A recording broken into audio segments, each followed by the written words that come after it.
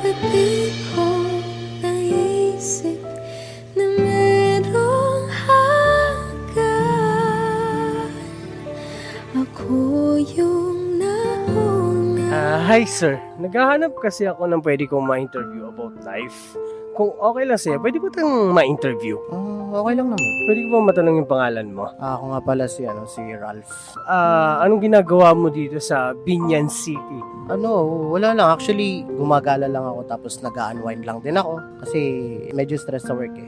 Pwede ko bang matanong, Ralph, are you single or taken?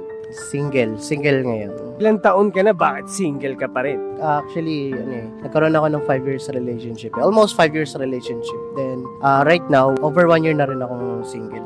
Anong reason ng paghihiwalay nyo ng girlfriend mo? Naghiwalay kami kasi napagod na rin ako sa kanya. Sa mga panloloko niya sa akin, sa mga bagay na sinasaktan niya ako ng mentally. So, di ko na kinaya talaga. Anong yung parang pinaka pananakit niya para sa'yo? Well, to be estimated, sa mga estimate ko, parang niloko niya ako ng 8 times sa iba't ibang Di ko nakita na ayaw mo na. So, nag-cheat siya sa'yo? Yes.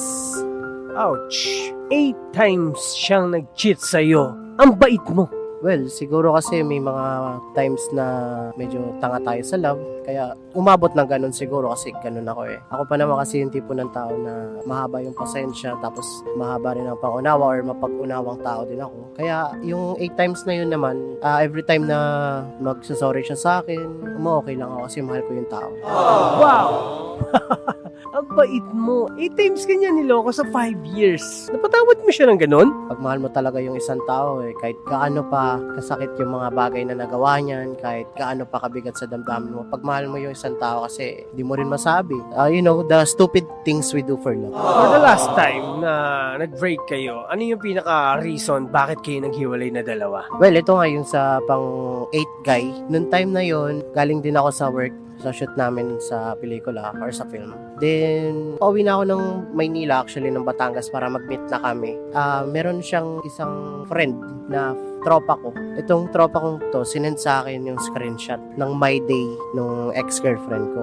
Nakahid sa akin yung My Day niya, tapos sinend na lang sa akin nung friend ko. Doon ko nalaman na, ay, may iba na naman tong lalaki. Tama na. Namin na merong iba. Ako ang kayakan. Hindi ko na kasi nakikita yung work ko as her boyfriend that time. So, naubos ka na sa pang 8 times niyang cheat. Yes, hopefully. Naubos na sa 8 time. Ouch! Anong naramdaman mo sa sarili mo yun? Well, actually, I was devastated talaga that time. Kasi mahal na mahal ko yun eh.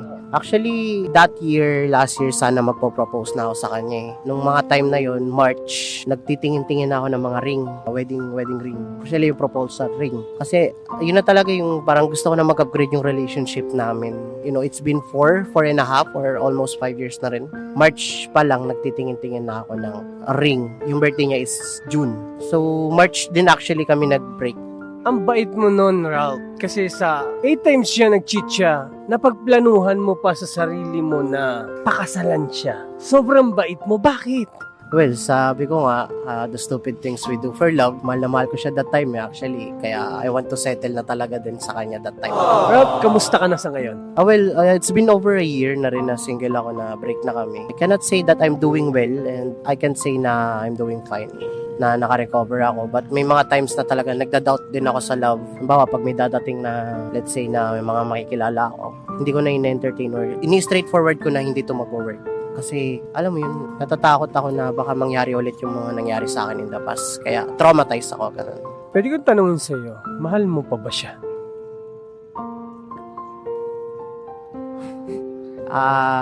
Let's say na parang 17 hindi pero 30 na hindi. Kasi may mga times na parang namimiss ko siya. Or, namimiss ko lang talaga yung memories namin. Not the person but the memories. Hiling ko lang sa kanya, huwag kang paluhain. Para sa'yo, paano ba ang maging tunay na maging masaya?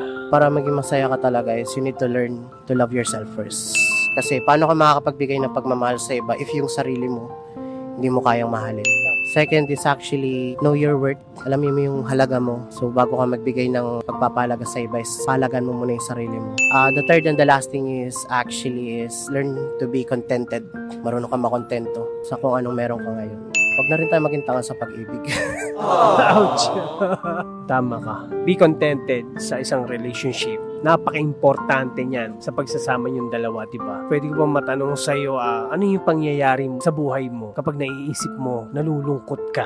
Siguro na lang yung mga times na habang ako nagbibigay ako ng sobra-sobrang pagmamahal sa kanya is behind my back, hindi ko alam na meron na pala siyang kachat na iba, may kalandiyang iba. Siguro yun na lang yung mga times na nasasaktan ako pag naiisip ko. Is yung binigay ko na yung sobra-sobra pero hindi pa rin siya nakontento sa kung anong naibigay ko sa kanya. Ouch!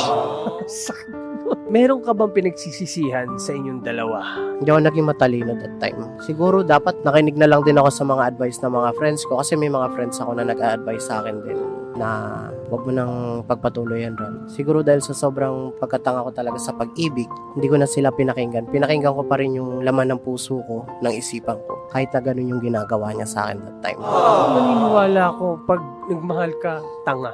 Dahil nagmahal ka, hindi natin masisisi yung sarili natin. Pero always na syempre, pag pumasok tayo sa ganang sitwasyon, ang paiiralin natin yung isip, hindi yung puso. Dapat 50-50. Sa katulad mo, Ralph, ano yung natutunan mo sa naging heartbreaks mo? Wag na wag mong kakalimutan yung halaga mo sa sarili mo talaga. Lagi yan ang priority when it comes to love. Pag hindi ka pinapahalagan sa isang bagay, umalis ka na. If ever na magmahal ka, ulit, ano mas pipiliin mo sa ngayon? Yung taong mahal mo o yung taong mahal ka? Siguro ngayon, I would prefer na yung the safe side para sa akin is actually I would choose someone that who loves me, then I can love her back. Kasi masusuklian mo yung pagmamahal niya. Yes, exactly. Kasi ikaw yung noon na nagmamahal. Yes. Sakit po. If ever na may babalik sa panahon, kunwari is magbe-break kayo, bibigyan mo pa ba siya ng pagkakataon para maitama yung pagkakamali niya? Siguro, kung may babalik lang talaga ako na mga bagay nung kami pa is actually, hindi ko na pinahaba ng 8 beses pa yung panloloko niya. Yung panloloko niya. If ever na mapanood niya yung video na to, ano yung gusto mong i-message sa kanya for the last time na gusto mong sabihin sa kanya para maging closure na rin to para sa inyong dalawa? Well, if ever man na nakikinig ka ngayon, gusto ko lang malaman mo na I hope you're happy right now. Sana masaya ka na ngayon sa buhay mo. I did my best for the relationship that we had before. I think that's enough na rin. Don't worry, pinapatawad naman na kita dun sa mga bagay na nagawa mo sa akin before. I just want you to be happy with your life right now. Keep safe lagi. Sa mga katulad mo, ano yung gusto mong maibahagi or ma-message sa ibang tao para kapulutan ng aral? Ano naging experience ng buhay mo? Ang moral na lang dito is actually self-love at